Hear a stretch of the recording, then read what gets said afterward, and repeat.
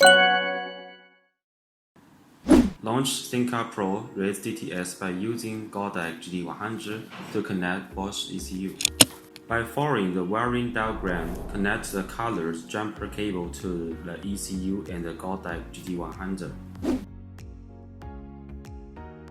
Use OBD 2-in-1 extension cable to connect GT100 and Thinkcar Pro. Plug the power adapter to GT100. Turn on the power switch of GT100, then the ECU power switch, then the ignition switch. Open Google Store to search Thinkcar app and download it. Auto detect VIN. If it failed, it will direct you to select manually.